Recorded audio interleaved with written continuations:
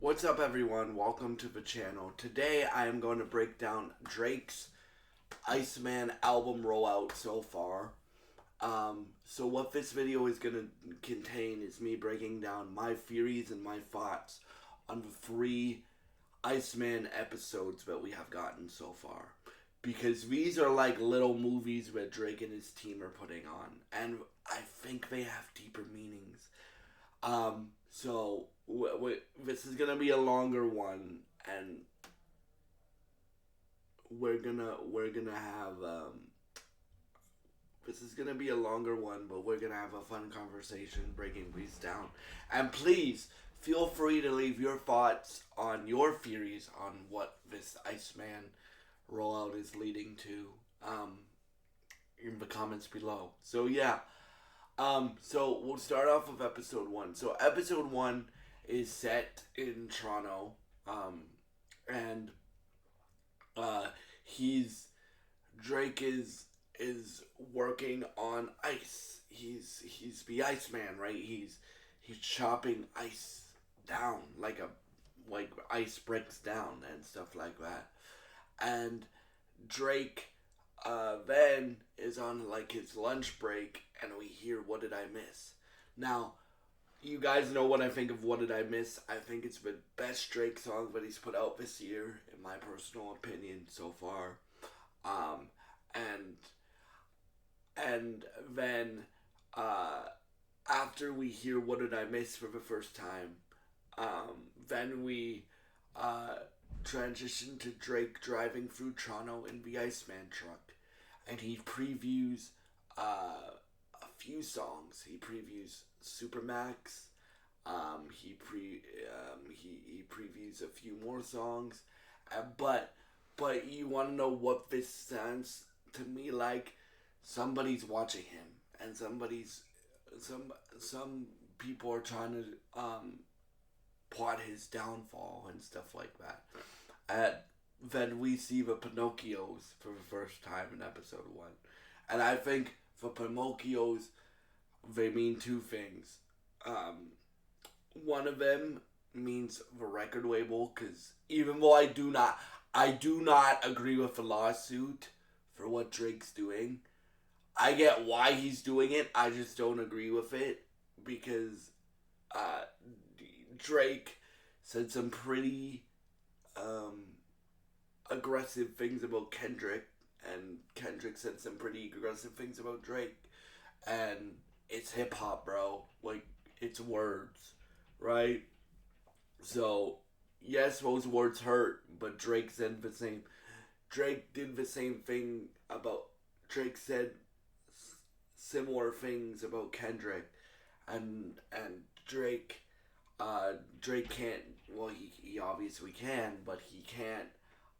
Like you can't play double standard like that, bro. If you say one thing about this person, and it's a rap battle where you get into a rap battle and you say the same thing. You say the same level of things about that other person. You know what you're going into. That's why I don't agree with the lawsuit. But I think the Pinocchios mean two things. I think they mean one is the record label, and one is UMG, all of UMG. So UMG West, UMG East, and Lucian Grange. And then I think one of them is Kendrick. Now, do I think it's a good idea for Drake to go at Kendrick again? No, I do not. Would I love to see a round two of Drake versus Kendrick again? Yes, I would. So, but yeah. So that's basically all the stuff that I've gotten from episode one. And then it like episode one is, since it was just after the Toronto Kendrick Lamar and Scissors Drill, I think it was Drake showing people that he still has love in Toronto, because and I was at this show and I was one of the people saying it, and you guys know I love Drake, but I haven't been impressed with his musical output very much this decade, right? but like Iceman episode 1 takes place right after the Kendrick Lamar and SZA Grand National Tour shows were in Toronto, and I was at one of those shows. That show, I will always see Kendrick Lamar and SZA whenever they tour close to me, so I will always see them. But I think it's also Drake showing that he still has love in Toronto after that show, because Kendrick had a whole arena scream "Not Like Us" on both nights. So I think that him driving around and people going, "Oh, Iceman, Iceman, Drake, Drake, Drake, Drake, Drake, Drake, Drake," then that to me is um, Drake showing people that, yeah, I still have love in my home city and my hometown, right? Episode 2 now. So episode 2 takes place in the UK, and here is where, like, and I'm gonna also throw in some of the stuff that Drake did at Wireless here, right? So if you paid attention to Drake's Wireless set list, right, for the 3 nights that he did Wireless,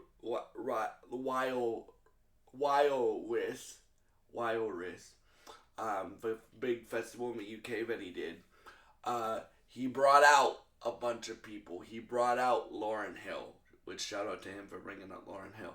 He brought out Skepta. He brought out a bunch of UK acts and stuff like that. He brought out a bunch of independent artists. He also said something really stupid that I'm going to call him out for right here, where he said UK rappers are better than American rappers. Bruh. American rappers have Kendrick, Jay-Z, Nas, Jadakiss, Pusha T. I can name 10 American rappers that, I can name thousands of American rappers that like, and I like UK rap. I like Skepta, I like Dave, I like some of Central C's music. I like that. But saying that dumb shit, I wouldn't say that dumb shit. But I get why, though, because a lot of the people that turned against Drake were American, right? And were things like that. So, yeah. But the main point of me covering the Wireless Fest is him, like, bringing out all these independent artists. And throughout Iceman episode 2 and 3, you hear him playing big artists in these countries, right? So like, and some artists that are even independent and that didn't really get along with their record label.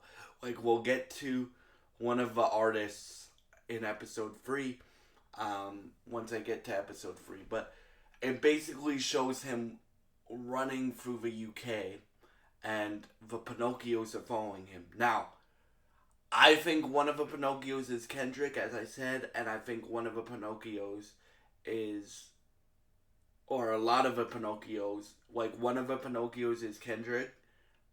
Pinocchio, I think, in Drake's mind, and I think the way that he's filming these episodes means ops or liars, right? So one of them in Drake's mind is Kendrick. One of them, and then the other bunch of them are record label execs, UMG record label execs. So, that's just my guess. And then it shows him running through the UK, and going to a bunch of spots in the UK, and then he links up with Central C. They play Which One, which I still think Which One is, I'll say it, like one of the worst Drake songs that he's ever put out in his whole career. That's how much I dislike Which One. But like, here we're talking about all this stuff in Iceman episode too. So he gets a bag from Central C, and then uh, he boards a train. But while he's taking the elevator up from the train, we hear this hard ass beat from Drake. Um, that he's like, "This is for the city" and stuff like that. So, yeah, that's really cool. And guys, I love Drake. Am I impressed with his musical output this decade? Not really. Like, there's only been a few songs that I really, really, really like this decade. But, but I love Drake. Like, like my three rappers that I grew up on were Drake, Lil Wayne, or my five rappers that I grew up on were Drake, Lil Wayne, Jay Z, Kendrick, and Cole. Right? So I love Drake. But yeah, so I like Kendrick more than Drake, but still, like, I love Drake, and I would still see Drake again if Iceman's good in concert.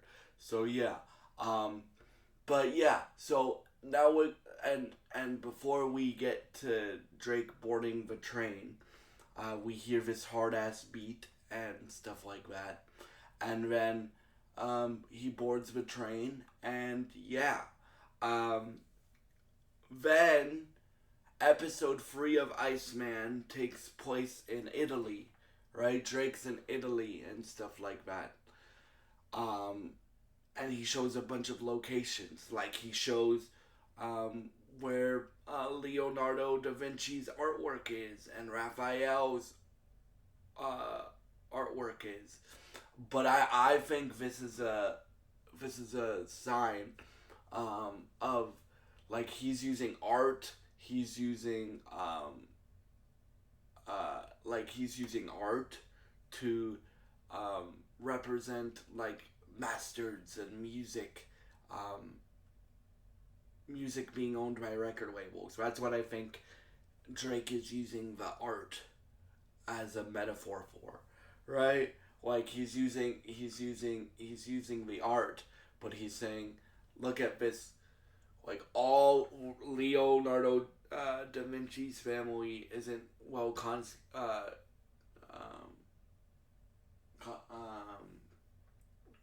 isn't well paid for his art. The people that have this art in the castle that tourists get to see are, their families are paid. Their legacies don't get. Leonardo DiCap not real sorry Leonardo da Vinci isn't getting paid for the art that he did. His family isn't getting paid for the art that he did. The people that own Leo, Leonardo da Vinci's art is getting paid. Same thing with Raphael. I think that is a reference to, like, music masters, right? Like, if you guys don't know what a music master is, right? It's basically what Taylor Swift did, even though she just got back all of her masters, and congrats to her for doing that, right? That's why she re-recorded all the Taylor versions, all the Taylor versions that she did, because now she owns her masters all the way outright, but that's what masters is, and not very many artists own their masters. Like, I know Chris Brown owns all of his masters, right? Or is going to own all of his masters. I know Drake obviously wants to own all of his masters, but yeah, a master is like a master recording, like the original recording of the song you're recording. So that's what a master is. And that's a way, besides touring, for artists to make money if they own their masters and support their families and support future generations of their families. So masters are very important.